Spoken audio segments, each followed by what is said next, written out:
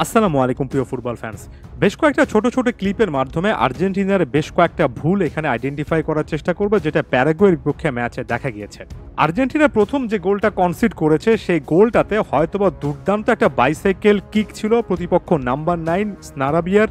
তবে তারও আগে আর্জেন্টিনা যে এখানে ডিসিপ্লিনটা ডিফেন্সে মেনটেন করতে পারেনি, সেটাও কিন্তু স্পষ্ট হয়েছে। যে সময় ক্রসটা আসলো লম্বা একটা এরিয়ালে বল, ওই সময়টাতে নিকোলাস তাগলিয়াফিকো নিজে কিন্তু একজন প্লেয়ারকে মার্ক করছিলেন এবং আরেকজন প্লেয়ার কিন্তু সেই স্পেসটা ব্যবহার করে ডিবক্সের একটা এজ ধরে সেখানে ঢুকতে পেরেছিল। যদিও তাগলিয়াফিকোর এখানে ওভারঅল যদি আপনি ডিসিপ্লিন দেখেন, ডিফেন্সে তাগলিয়াফিকোর উচিত ছিল যে প্লেয়ারটা পরবর্তীতে ক্রস করছেন বা ডিবক্সের মধ্যে ঢুকছেন তাকে মার্ক করা, অন্য একজন সেন্টার ব্যাক। এখানে তাগলিয়াফিকো যাকে মার্ক করছিলেন তাকে মার্ক করার কথা, অর্থাৎ এখানে 1 ভার্সেস 2 সিচুয়েশন তৈরি হচ্ছিল। ডিফেন্সের সেন্টার ব্যাকেরা এখানে ডিবক্সের মধ্যে পজিশনে নিজেদেরকে ভালো জায়গায় রাখতে পারেননি, যেখানে তাগলিয়াফিকো রীতিমতো বাধ্য হয়েছেন একজন প্লেয়ারকে মার্ক করতে। অন্য একজন প্লেয়ার এখানে স্পেস পেয়েছেন, সেখান থেকে একটা ক্রস হয়েছে এবং তারপরে নিকোলাস ওটামেন্ডির হয়তোবা আরেকটু বেশি করে প্রোঅ্যাক্টিভ হওয়া উচিত ছিল, একটু স্পেস পেয়ে সেখানে প্রতিপক্ষ নাম্বার 9 অসাধারণ একটা বাইসাইকেল কিক মেরেছেন। বাইসাইকেলটা এক কথায় চোখ ধাঁধানো ছিল। তবে তার আগে এই যে এত লম্বা একটা বল আসলো এবং সেখান থেকে একজন প্লেয়ার তাগলিয়াফিকো দুজন প্লেয়ারকে মার্ক করতে গিয়ে রীতিমতো নাম্বার গেমে আর্জেন্টিনার ডিফেন্স এখানে মার খেয়েছে, সেটা স্পষ্টত একটা সমস্যার জায়গা ছিল। এবার যদি আর্জেন্টিনার অ্যাটাকের ক্ষেত্রে চলে আসি, একজন আনহেল ডি মারিয়া না থাকে এবং সেজন্য নাহুয়েল মলিনাকে অনেকটুকু ওভারল্যাপ করে উপরে উঠে এসে ক্রস করতে বলা, এটা এর আগেও কাজ করেনি, এখনও কাজ করছে না। আর্জেন্টিনার যদি সত্যিকার অর্থে রাইট সাইড দিয়ে অ্যাটাকে উঠতে হয়, তাহলে একজন প্রপার রাইট সাইডের অ্যাটাকার কিংবা উইঙ্গার দরকার আছে। এখানে নাহুয়েল মলিনা যে জায়গা থেকে ক্রসটা করলেন, খুব একটা বেশি ক্রস করেননি, তবে এখানে যে ক্রসটা যে পাসটা দেওয়ার চেষ্টা করলেন, দেখুন সে ক্রসটা করার মুহূর্তে ঠিক কয়জন প্যারাগুয়েন ফুটবলার ডিবক্সের মধ্যে আছেন তারা নাহুয়েল মলিনাকে ক্রসটা করতে অ্যালাউ করেছেন এবং এতজন প্লেয়ার ডিবক্সের মধ্যে থেকে খুবই ক্লিয়ারলি বলটা ক্লিয়ার করতে চাচ্ছেন। যদিও লিওনেল মেসির কাছে ভাগ্যবশত বলটা এসেছে, তবে যে পেস এসেছে সেখান থেকে লিওনেল মেসির পক্ষে কন্ট্রোল করা সম্ভব হয়নি।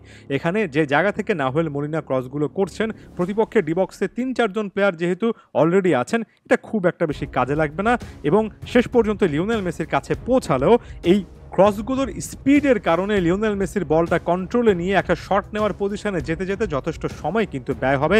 এখানে রাইট সাইডে আর্জেন্টিনার ভিন্ন কিছু চেষ্টা করা অবশ্যই উচিত। পরবর্তী ক্লিপে ব্যাপারটা আরও অনেকটুকু ক্লিয়ার হয়ে যাবে। দেখুন লিওনেল মেসির পায়ে বল আছে এবং লিওনেল মেসির পায়ে যখন বলটা আপনি ধরছেন, দেখবেন যে রাইট উইংয়ে একেবারে ফাঁকা একটা স্পেস, রাইট সাইডে কোনো অ্যাটাকার ডিবক্স টার্গেট করছেন না।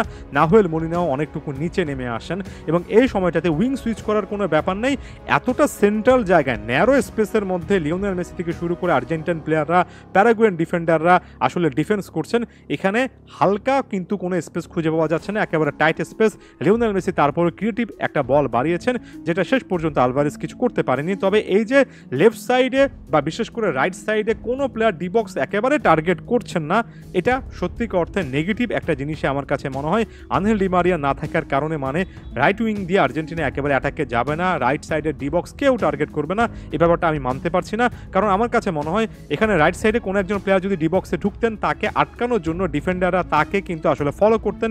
এখানে অনেক স্পেস তৈরি হতো, মাঝখানে অনেক পকেট অফ স্পেস তৈরি হতো, যেটা দিয়ে বাকি মিডফিল্ডার বা অ্যাটাকাররা রান মেক করতে পারতেন।